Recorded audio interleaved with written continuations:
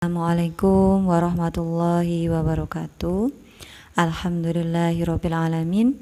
Kita bertemu lagi dalam pelajaran bahasa Indonesia setelah menyelesaikan ujian semester 1 ya. Nah, saat ini kita masuk pada semester yang kedua. Jangan bersedih dan kita harus tetap semangat untuk mencari ilmu, karena tujuan hidup kita adalah mencari ilmu, karena ilmu adalah bekal untuk hidup kita di dunia dan di akhirat. Anak-anakku sekalian, walaupun saat ini kita masih pada jarak jauh, belum bisa bertemu secara langsung, belum bisa bertatap muka, tapi kita masih bisa tetap belajar. Alhamdulillahirabbil alamin. Oke, untuk pada pagi hari ini kita akan belajar tentang memberi tanggapan dengan santun.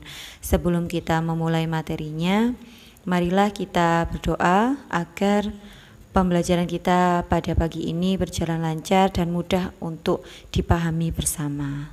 Kita mulai berdoanya. Al-Fatihah. Amin, amin ya rabbal alamin. Oke, masih semangat bukan? Tentunya pagi ini kita harus semangat, jaga kesehatan dan tetap konsentrasi.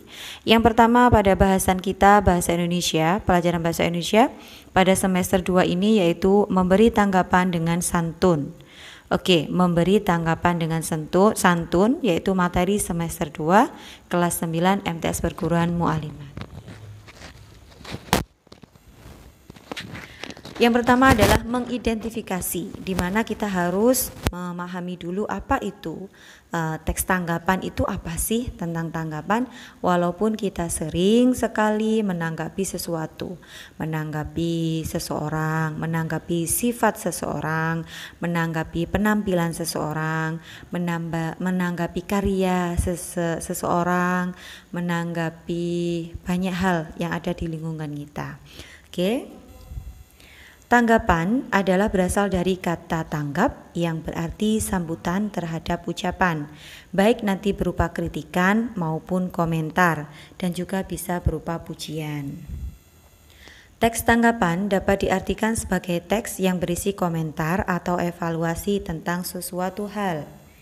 Saat berpendapat tentang berbagai hal, maka kita memiliki tujuan untuk meyakinkan orang lain dengan adanya penjelasan secara eksposisi.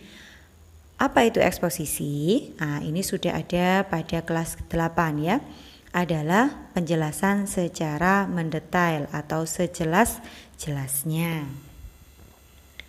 Oke, di sini ada aspek yang perlu dipelajari, yaitu 1. Menanggapi segala sesuatu secara objektif dan santun, di mana kata objektif berarti memiliki arti apa adanya. Kalau santun berarti di situ menggunakan bahasa yang sopan, tidak menyinggung atau menyakiti dari apa yang sedang ditanggapi. Yang kedua, hindari menanggapi sesuatu yang menyakitkan, baik lebih baik ya, bahkan di sini lebih baik tidak menanggapi sesuatu apapun daripada menyakiti orang lain. Menanggapi atau memberi tanggapan sering kita lakukan. Namun, di sini kita akan belajar memberi tanggapan tentang buku, baik fiksi maupun non-fiksi, seperti novel, film, drama, atau buku-buku yang lain. Bahkan, karya dari teman bisa berupa karya seni seperti lukis, tari, kerajinan, dan teknologi. Apalagi saat ini kita juga bisa menanggapi adanya fenomena yang ada pada lingkungan kita, atau situasi politik atau situasi perekonomian dari negara kita. Nah, itu nanti masuk pada teks tanggapan kritis. Kita masih memahami teks tanggapan. Lanjut. Perhatikan teks berikut ini. Oke. Sebuah karya seni kelas tinggi dari sang pelukis Maestro Affandi melukiskan sebuah pemandangan alam perkebunan cengkeh. Area perkebunan berbukit yang masih alami tampak terlukis apa adanya dari alam.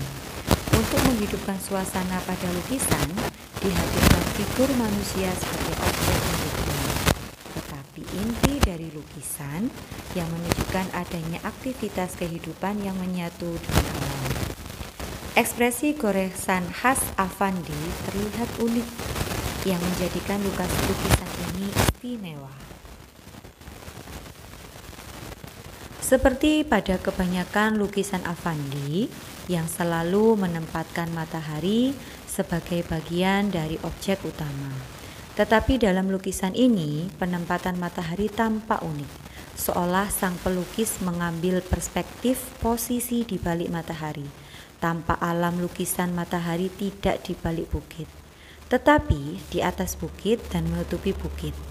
Keunikan ini mungkin hanya dimiliki Affandi sebagai cara sudut pandang dia dalam berekspresi, di mana kualitas imajinasinya sebagai pelukis maestro ternama. Oke, setelah kalian melihat atau membaca dari teks tadi, di sini cobalah jawab beberapa pertanyaan berikut ini. 1. Karya apakah yang ditanggapi tadi? Ya. Yang kedua, siapa yang menghasilkan karya tersebut? 3. Siapakah yang menanggapi? 4. Bagaimana bentuk tanggapannya?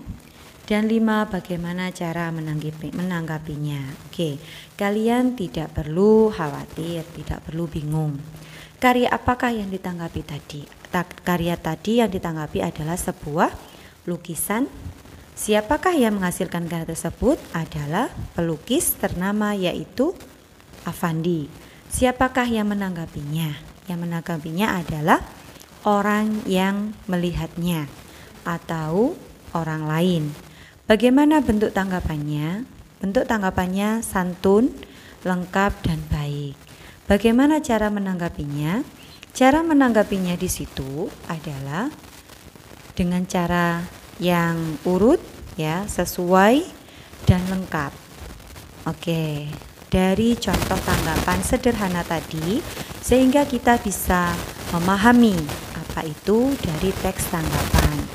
Memang dalam menanggapi sesuatu itu harus ada aturannya, tidak diperbolehkan seenaknya, ya, masih ada aturannya, sehingga si pembaca merasa nyaman dan orang yang ditanggapi juga merasa dihargai dari karya yang telah ia buat.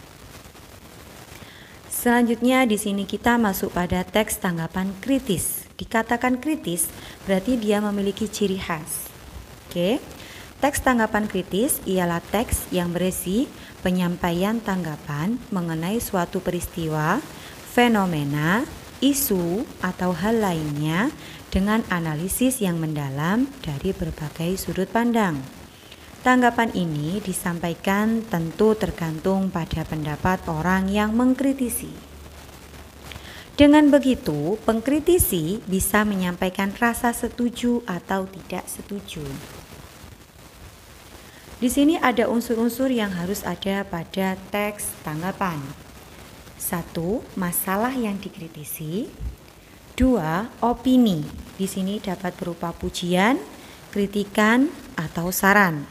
Yang ketiga adanya argumen. Bisa argumen yang memperkuat pujian atau argumen untuk memperkuat kritikan. Dan terakhir adalah fakta yang di sini nanti berhubungan dengan adanya objektif, ya. Oke, di sini selanjutnya berikut ini ciri teks tanggapan kritis. 1. Teks ini memuat tanggapan terhadap fenomena yang terjadi di sekitar dengan disertai fakta dan alasan. Mempunyai 3 struktur teks, yaitu evaluasi, deskripsi teks, dan penegasan ulang. Sedangkan pada teks tanggapan karya atau teks tanggapan sederhana terdiri dari konteks, deskripsi, dan penilaian. Mengandung kaidah kebahasaan atau ciri kebahasaan yang dimiliki teks tanggapan kritis. Teks bertujuan mempengaruhi, mendebat, membujuk, atau menyanggah. Bahasa yang digunakan mengutamakan aspek persuasif atau ajakan dan tetap memperhatikan keefektifan dalam bahasa. Bagian resume disusun secara kronologis, yaitu secara urut.